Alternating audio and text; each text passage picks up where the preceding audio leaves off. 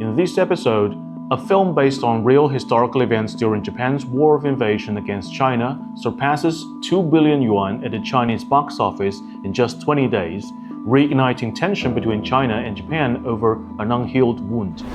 China has issued its first ever universal subsidies for children under the age of 3, but many young people remain on the fence. A PR Waterloo for one of China's most successful electric vehicle companies reflects the broader reality of China's ultra-competitive EV market. Chinese authorities raise concerns about potential backdoors in Nvidia's H20 AI chip. Shanghai, like many other Chinese cities, has announced a generous AI support policy to promote AI adoption. I'm Chris. Now let's start today's China Currents.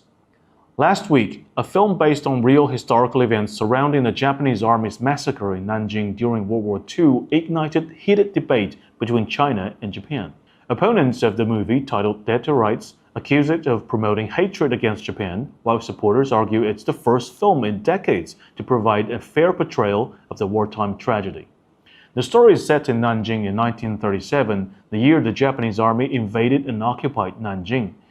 Historically, the Japanese Army went on a killing spree after taking control, murdering over 300,000 civilians in just 6 weeks, along with perpetuating widespread atrocities such as arson, rape, and looting.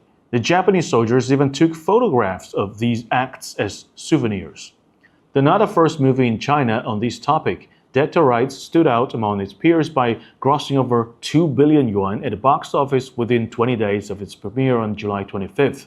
It has also received high ratings, scoring 8.7 out of 10 on the popular Chinese film review site Douban. And to be honest, the disputes surrounding the movie are an extension of an already sensitive topic between China and Japan. It's not lost on the Chinese people that Japan has euphemized descriptions of the Nanjing massacre and its forced use of comfort women in school textbooks. Some Japanese netizens even outright deny the Nanjing massacre altogether. Far-right Japanese Senator Hiroki Hatsushi Kano even claimed online that the Japanese military is the most gentlemanly army in the world, adhering to the 3 rules of no arson, no rape, no killing. Aside from successfully tapping into the collective memory, the popularity of the movie in China is also attributed to the director's distinctive approach to the topic, in contrast to his predecessors who tend to climax the story with Westerners rescuing Chinese or Japanese invaders having a sudden epiphany of remorse. The director is appreciated by the Chinese audience for presenting a truthful picture of Japan's war crimes against humanity.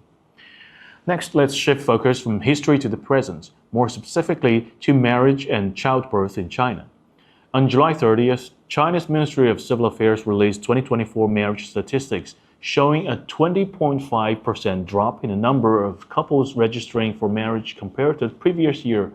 That's the lowest since 1980.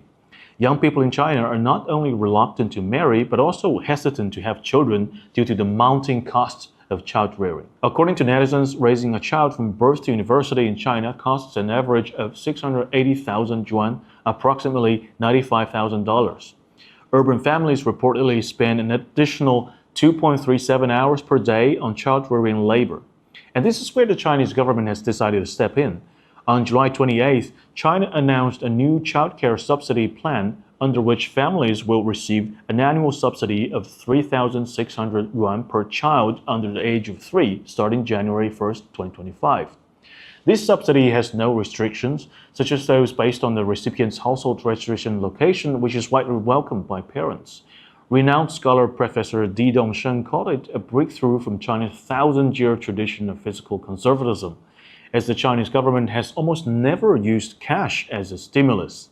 The subsidies will be funded by both the central and local governments, with a high contribution ratio from the former, up to 95% in underdeveloped Western regions. Next, a PR Waterloo for one of China's most successful electric vehicle companies in an ultra-competitive industry. The recent promotional video for Li Auto's all-electric SUV, the Li Auto i8, has struck a nerve with the public over exaggerated PR campaigns, a common practice in China's cutthroat EV industry. In a video, the Li Auto i8 is shown surviving a series of high-speed collisions with a heavy truck, remaining basically intact after a head-on crash at high speed. Though it's not verified whether the video is fake, the Chinese audience is neither convinced nor impressed, Maybe it's the last straw for them, having been exposed to far too many convoluted, over-the-top advertisements from EV companies trying to stand out in China's fiercely competitive market. And finally, today we turn to developments in China's AI industry. Nvidia, the US chip giant that only recently resumed exports to China, was summoned by Chinese authorities to explain backdoor safety risks associated with its H20 AI chips, as US lawmakers touted tracking functions of advanced chips exported to China. The meeting between Chinese authorities and Nvidia took place on July 31st, and no further information has since been made available aside from Nvidia's official denial. Nonetheless, Nvidia should know to act quickly, because its Chinese competitors are wasting no time. One of the country's biggest metropolises, Shanghai, has just announced an ambitious 1 billion yuan, about $139 million subsidy program for the AI industry in an effort to build a world-class AI ecosystem. In addition, Shanghai is also offering generous compensations for companies that seek to recruit talent in the AI field. But Shanghai is only one of several Chinese cities gearing up to attract AI companies. Take Hangzhou, the birthplace of AI firm DeepSeek, for example. Last year, the Hangzhou government announced 250 million yuan, roughly $35 million in cloud computing subsidies as part of its AI industry support policy. The reality is, it won't be long before Chinese companies fill Nvidia's shoes. And that's all for today. 偷偷告诉大家，我最近发现了新法宝 Royal Face 逆时奇迹系列，它有活肤露、全效精华，还有精华霜。尤其我皮肤比较偏干，所以我非常的注重保湿。保湿做得好，肌肤自然烹润。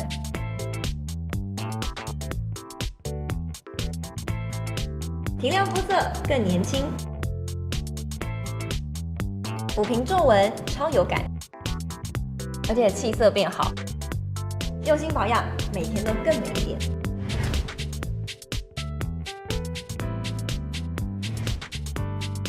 美吧！偷偷告诉大家，我最近发现了新法宝 Royal Face 逆时奇迹系列，它有活肤露、全效精华，还有精华霜。尤其我皮肤比较偏干，所以我非常的注重保湿。保湿做得好，肌肤自然烹润。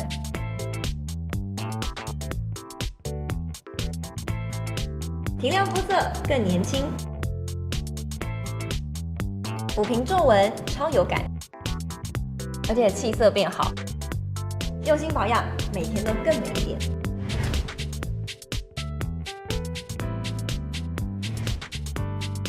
美吧！